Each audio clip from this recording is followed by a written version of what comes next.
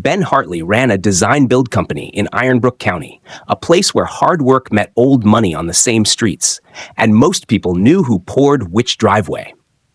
He left home before sunrise, checked crews at 2 sites, and still texted his wife, Ava, pictures of the mist lifting off the river because she used to love mornings like that.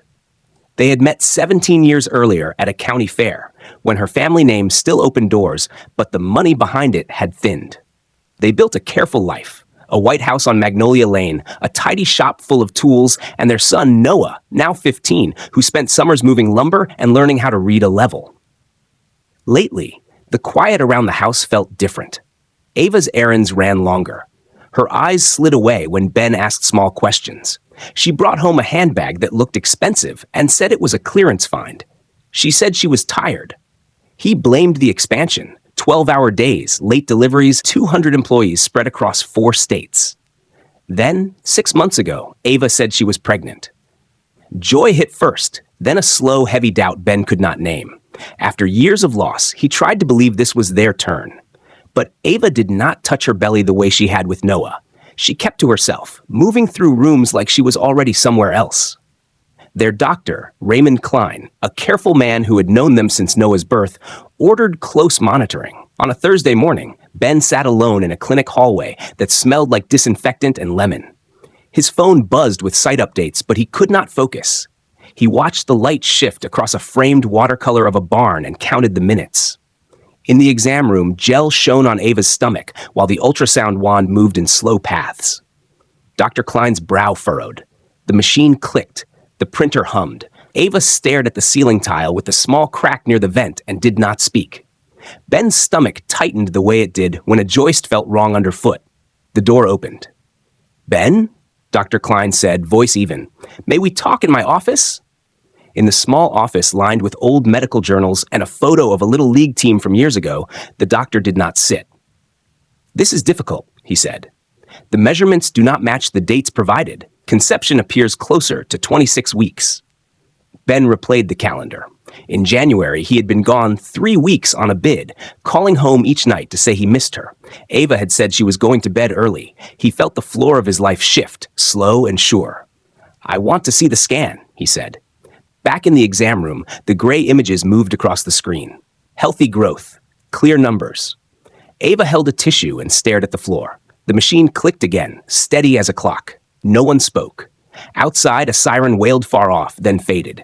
Inside, the only sound was the printer feeding out a strip of facts. Ben drove Ava home in a quiet car, the paper strip from the printer folded in his jacket pocket like a thin blade, and the wipers ticking once across a dry windshield because his thumb brushed the stalk at a stoplight. Ava stared out her window and said she was tired. And he said nothing, because every word felt like it could snap something they might still need later. At the house on Magnolia Lane, he set his keys in the dish, washed his hands at the kitchen sink, and watched water bead on his knuckles as if they belonged to someone else. Then told Ava he needed to go by the shop to check a late delivery and left before she could answer. At the office, he shut the door, took out the ultrasound printout, and lined it up beside his January calendar, where 3 weeks were blocked with "Bid Savannah Run," and the dates matched the doctor, not her story. He opened the joint credit card portal and scrolled through charges. The lot stopping at a boutique hotel 20 miles away, weekday afternoons, bar receipts that named a room number in tiny type. Then he searched the hotel's site, saved floor maps, and wrote the room on a Post-it. He called Victor Hale, a retired detective who still kept a desk behind the laundromat on Oak Street, and said, "I need discreet help." And Victor said, "If there's a trail, we'll follow it." And they agreed on a plan. 2 days of watching. 1 day to confirm patterns, no confrontation. Ben drove back home before 9 and found Ava folding towels at the table, her face calm in a way that felt practiced. And he asked about her day, and she said she had visited her sister. He nodded, fixed a loose hinge on the pantry door, and told Noah he'd need help early at the yard on Saturday. That night, he lay awake and listened to the house sounds he knew by heart.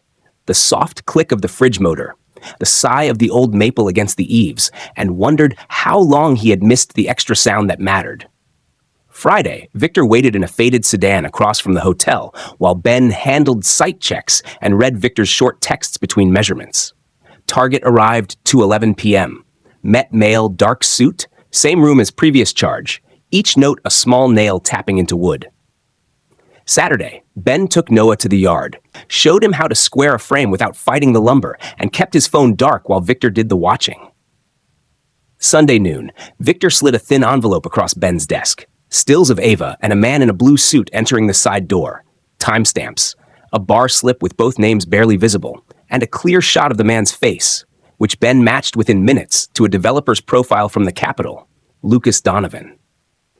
Ben closed his laptop, sat very still, and felt something heavy settle into place.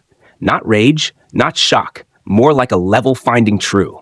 Then he opened his email and typed a short, polite note to Donovan Development about a rural partnership meeting the following week. Hit send, and watched the message leave like a line cast into quiet water.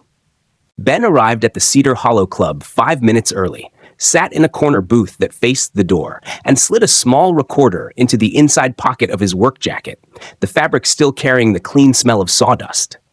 Lucas Donovan walked in 10 minutes late in a blue suit and sunglasses, shook Ben's hand with a soft grip, and started talking before the server brought water. Words smooth as marble about partnerships and expedited timelines.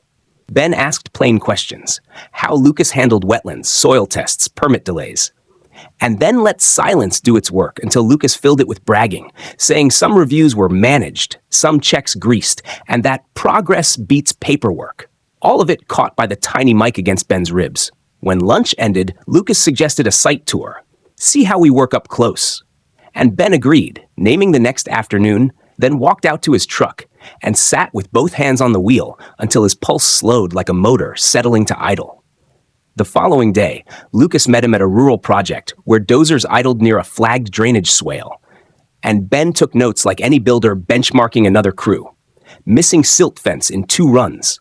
Solvent drums tucked under a blue tarp by a tool shed, a trench biting too near a posted wetland boundary. Victor Hale sat 3 lots down in a faded sedan, camera on his lap, sending quiet updates. Got the barrels, markings off by 12 to 15 feet, truck, waste hauler, no manifest. Ben nodded along to Lucas's tour, asked about cost savings, and heard more soft confessions. We move faster than the county. Until a foreman yelled for a part, and Lucas jogged away to take a call, leaving Ben free to kneel and read the faded print on a drum label and photograph a silt breach with his phone held low. 2 more sites followed that week. Same pattern, same shortcuts, same easy talk from Lucas about timelines, investors, and friends downtown. And by Thursday evening, Ben had a folder of time-stamped photos, 3 audio files, and a hand-drawn map that matched Victor's pictures to lot stakes and GPS pins. He spread everything across his office desk, lined it with a carpenter's neatness, then opened the prenuptial agreement he had not looked at in years and ran a finger down the clause about infidelity and support, the language as blunt as a wrench. He called his attorney from the back lot, asked 2 questions, got 2 short answers, and ended the call. At home, Ava said she was volunteering the next day. Voice light, and Ben only nodded and asked Noah to help him pull inventory at the yard on Saturday, keeping the rhythm of ordinary life while the shape of it changed. Late that night, when the house had settled, Ben made a list on a yellow pad, State Environmental Office, IRS, Elise Donovan, and underlined each name once, then tucked the list into the folder with the photos and drew the paperclip tight, the way you pinch a joint closed so it will not slip when weight comes down on it. Monday broke cold and flat, and Ben moved through the kitchen like a man measuring a cut he could not afford to miss. He brewed coffee, opened his office folder, and made the first call at 7:12 a.m. to the State Environmental Office, speaking slowly, sending the photos, GPS pins, and an audio file, while a clerk on the other end said received 3 times.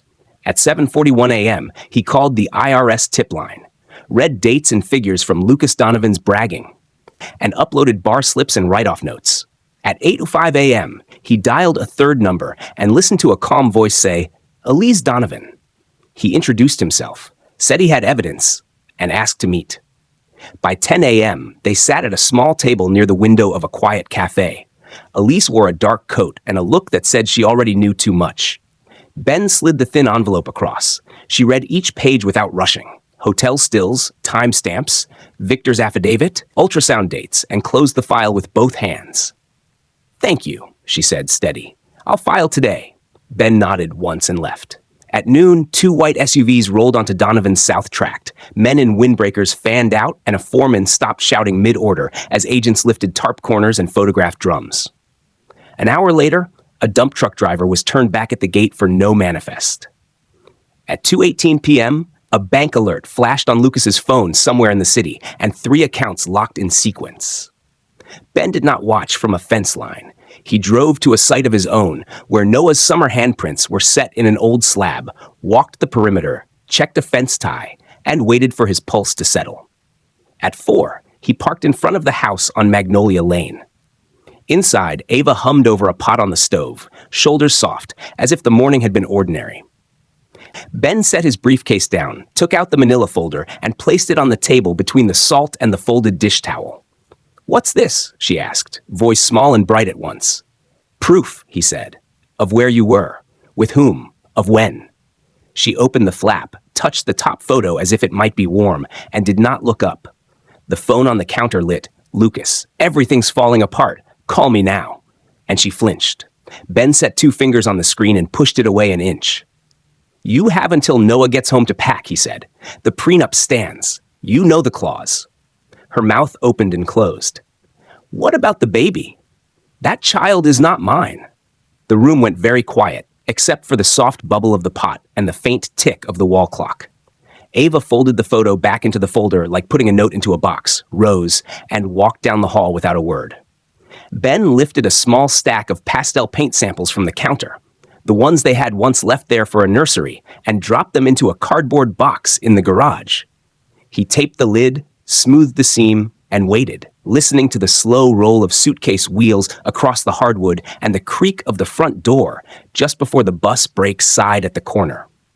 That evening, after the bus doors folded and Noah's steps sounded in the hall, Ben asked him to the garage where the air smelled faintly of motor oil and cedar, and he told the truth in plain words. Ava would not be coming home. The dates did not match. The baby was not his. Noah stood very still, then picked up a tape measure and wound it slowly until the end clicked into the case, saying only that he had wanted to be a big brother. Ben said he had too, then set a hand on his son's shoulder and let silence hold what neither could fix. The next morning, Ironbrook woke to news vans and helicopter shots of men in windbreakers lifting tarps on Donovan job sites. And by noon, a photo of Lucas in cuffs ran across local feeds. Ben kept the volume low, answered 2 client calls, and asked Derek Long to handle press. Derek told reporters that Hartley Design Build would keep its schedules and keep its standards, then hung up and drove over with coffee, leaving it on the porch with a nod. Elise filed her case that day, and a courier slid a thick envelope under Lucas's office door while agents boxed files. Ava texted Noah once, "I'm safe." And Ben did not read over his son's shoulder. The house on Magnolia Lane was different the first week. 1 less toothbrush, a new quiet, a cardboard box of pastel paint chips labeled and shelved. Ben met his attorney, reviewed the prenup, and left with a short list that fit on a single index card. Work steadied because he showed up on time, checked bolts, and signed off only when the cut was clean. Saturdays, he and Noah drove the county roads past fallow fields and talked about how to frame small houses that did not leak. And on Sundays, they fixed a sticking window, sharpened chisels, and let the TV stay dark. Months slid forward. In December, a social worker from the hospital called to confirm that Ava had delivered a girl, Ivy, after a hard labor. And Noah asked if he could see the baby. Ben said yes, on his terms, no pressure, and waited in the truck while his son stepped into a quiet apartment and came out 20 minutes later with a photo and wet eyes. Winter broke and the town thawed. At a school forum on zoning, Ben met Hannah Cole, a widowed English teacher with a steady voice and a way of listening that did not rush a person. She and Noah spoke first about debate meets and maps. Then she and Ben traded 3 sentences about books and kept walking. Weeks later, they had coffee, then dinner, and Ben told her the simple sequence of what had happened. She did not look away. Summer, He and Noah built a deck behind the kitchen, board by board, and Hannah helped stain in the evenings. Careful with a brush, she joked, was more used to paint on canvas than on pine. They ate outside under string lights while cicadas rasped, and nobody used loud words for small things. A Christmas card arrived from Vermont with Elise's girls in coats and a handwritten line. Thank you for the clean break. And nothing came from Ava. Ben slept through the night more often, woke early without the ache in his chest, and each day felt less like a room he had to cross in the dark, and more like a space he had measured, marked, and made sound. 3 years later, Ben stood barefoot on the new deck at dawn, coffee warm in his hand while a pale line of light cut the fields behind Magnolia Lane. Inside, the house held quiet in a different way. Hannah's book on the arm of a chair, an extra mug on the rack, Noah's toolbox open on the kitchen table because they were finishing the shop workbench before he left for State Tech in 6 weeks. Work had steadied into something clean and certain. Maple Ridge, his small affordable build on county land, rose a row at a time. Straight plates, plumb studs, proper flashing at every opening, silt fence fixed tight after each rain. Inspectors came and went, wrote meets code in neat letters, and more than once an agent asked how he trained crews to care about things no one would ever see after drywall. He said the same thing he told Noah: if it's hidden, it holds, and moved on. News about Lucas belonged to other rooms now. A plea, state time served with probation and fines, barred from permits for years. Elise sent a last card from Vermont with the twins in red scarves and a short line, thanks for the clean cut. Then, nothing more, which felt right. Ava worked nights at the co-op and shared a small apartment. Noah visited a few times a year, sent Ben photos of Ivy at the park, a toddler in yellow rain boots chasing pigeons. Ben wrote back short replies, good boots, solid stride, and left it there. He kept one picture on the garage shelf near the planes and chisels, not as a wound, but as a marker. A child who would grow whether he watched or not. The house breathed in a steadier rhythm. Evenings, Hannah read on the steps while Ben chalked lines for the next day's cuts. Sometimes she looked up and asked about pitch or span, and he answered with numbers that made her smile. The mystery, small but present, came in ordinary wrapping. An envelope in the mailbox with no return address, inside a money order for the trade scholarship he'd started, and a note in careful block letters. For roofs that hold. No name, no ask. He wondered if it was a client, a crew member, Elise, even Ava on a quiet night, but he did not chase it. He logged the deposit, wrote anonymous on the ledger, and circled the word once. On the last Saturday before Noah's move, they set the maple top on the workbench, checked flat with a straight edge, and drove 4 lag screws until the washers kissed the wood. Noah signed the underside with a carpenter's pencil. Ben signed beside him. They lifted together, felt the weight settle, and waited a beat for the faint creak that meant the joinery had seated. Outside, evening took the yard in slow pieces. The deck lights came on. Somewhere down the street, a car slowed, then kept going. Ben heard the sound, let it pass, and turned back to the bench, steady in the small truth he had chosen. Storm's clear. You frame again, and if you build it right, it holds.